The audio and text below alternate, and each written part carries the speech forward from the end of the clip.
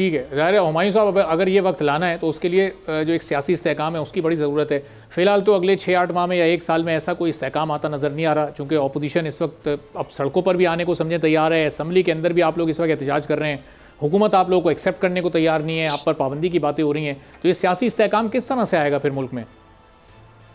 देखिए, इस तरह है, मैं आपको एक बात बता देता हूँ। ये जो पाकिस्तान तहरीक इंसाफ को पाकिस्तान मुस्लिम लीग नून वाले बैन करना चाहते हैं, उसकी सिर्फ एक वजह है, ये हमसे इलेक्शन में मुकाबला नहीं कर सकते।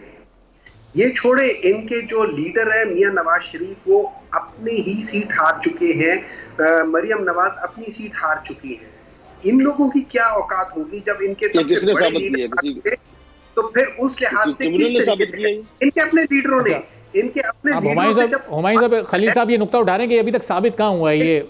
अभी तो एक मिनट है, जब इनके अपने, सर मुझे बोल लेने दे, जब इनके अपने लीडरों से पूछा गया कि क्या मियां नवाज शरीफ साहब अपनी सीट हारे या जीते, उन्होंने कहा, उनके अल्फाज हैं कि जी मुझसे ऐसे सवाल ना पूछो, मैंने अपनी कब्र में जाना है। अच्छा। और बहुत सारे लोगों ने कहा हुआ है कि ये इसलिए आप जाके देख लें, हर जगह पे ये चीज है, ठीक है। लेकिन एक और बात है, देखिए, ये जब कहते हैं ना कि ये IMF लोन का, मुझे एक सवाल पूछे, जो सबसे बड़े जो दो मसले पाकिस्तान के, ठीक है, एक IPP है, दूसरा पेंशन है, दोनों में इन लोगों के 100% हाथ है। पेंशन तो इन लोगों के 2015-16 के डिसीजंस की वजह से तबाह हुआ है, और IPPs में इन लोगों का पूरा हाथ है। आज इन दो डिसीजंस की वजह से पाकिस्तान 3.5 से 4 खरब रुपए की डेफिशिएंसी में है, सिर्फ इन दो डिसीजन की वजह से।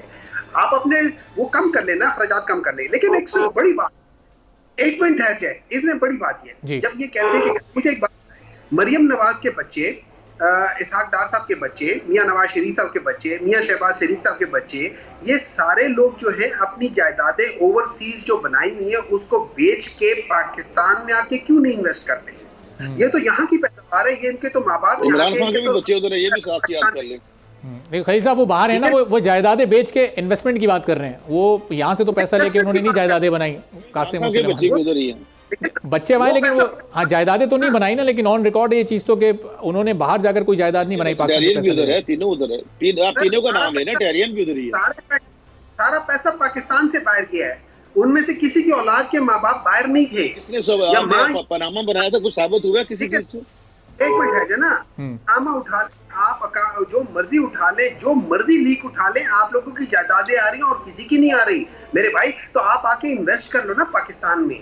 असल मसला ये है कि इनको डर है, इनको, अच्छा पीपल्स पार्टी को यहाँ डर इसलिए नहीं है कि जो हमारी 99% जो हमारी सीटों का तकाजा है वो दो लोगों के साथ है। एक PMLN के साथ है जिसमें 99 में से 90% उनका है, बाकी 9% हमारा MQM का है। 19 सीटें हमारी MQM लेकर गई हैं और बाकी सारी की सारी तो इन्होंने ली हुई है। तो इनकी अगर हमारी सीटें वापस जाती है, पाकिस्तान मुस्लिम लीग नून खत्म हो जाती है, 17 सीटें रह जाती है इनके पास। अच्छा। उसके अलावा इनके पास चारा कुछ नहीं रहता। तो इन लोगों ने तो हमें बैन करना ही करना है। नंबर 2, इन लोगों ने आपस में डिस्कशन नहीं किया क्योंकि इनको बताया गया है कि ये करना है। इन लोगों ने किया नहीं है, इनको खुद भी नहीं पता कि क्या हो रहा है क्या नहीं हो रहा। इनके सारे डिसीजंस ये लोग तो ले ही नहीं सक रहे, इनके पास कोई ताकत नहीं है। मौलाना फजलुर रहमान साहब क्या कि शहबाज शरीफ साहब सिंपल एक काम करते, उन्होंने कुर्सी मली हुई है। जैसे हम कुर्सी के ऊपर रुमाल रख देते ना किसी जगह पे, जब रश हो तो हम कह देते कि यार ये कुर्सी ऑक्यूपाइड है तो अब मेरा दोस्त आके बैठेगा। उस तरीके से शहबाज शरीफ प्राइम मिनिस्टर की कुर्सी में बैठे हुए, उनके पास इख्तियारात जीरो हैं। मियां नवाज शरीफ साहब तो वैसे ही हिस्ट्री हो गए, he is out of the contest, he is no more there. अब वो सिर्फ पार्टी के अंदर जो मर्जी कहते फिरे, उधर भी उनकी किसी ने कोई बात नहीं मानी। चलें, पॉइंट हुमायूं साहब मुकम्मल हो गया आपका। तो हुमायूं मोहम्मद साहब, ये सियासी जो इस वक्त एक सूरत हाल है, इस पर तो कोई असरअंदाज नहीं हो सकते। सियासी तौर पर तो कहीं कोई ऐसी तब्दीली महसूस होती है आप नहीं देखेंगे अगर ये एडहॉक जजेस की तकरीर होती है। PTI को तो इस पर कोई एतराज़ नहीं है? देखिए जी, एडहॉक जजेस बिल्कुल कॉन्स्टिट्यूशन में हो सकता है। पाकिस्तान में आज तक जितने भी हुए हैं, क्या आपको पता है कि उसमें से इस दफा जो मांगा जा रहा है वो ऑलमोस्ट 20% ऑफ द टोटल आज तक पाकिस्तान में जितने जजेस आए हैं उसके 20% ये एक ही बार मंगवा रहे हैं। नंबर 2, टाइमिंग के लिए देखा जाए तो इस वक्त 8-5 का फैसला है, ठीक है। अगर फर्ज करें ये 4 आ जाते हैं तो ये 9-8 हो जाएंगे, तो उसमें एक क्वेश्चन मार्क आ जाता है। लेकिन सबसे बड़ी बात ये है, मैं और खासतौर पर मैं पीपल्स पार्टी वालों से सवाल करूंगा, क्या इनको इस बात का इल्म है कि जुल्फिकार अली भुट्टो को जो जुडिशियल मर्डर किया गया था उस जुडिशियल मर्डर में जो एक्चुअल रोल प्ले किया था वो एक एडहॉक जज ने किया था। अगर वो एडहॉक जज ना होता तो आज जुल्फिकार अली भुट्टो साहब शायद वो जिंदा होते। सही। सब्सक्राइब करें और बेल दबाएं ताकि कोई खबर रह न जाए।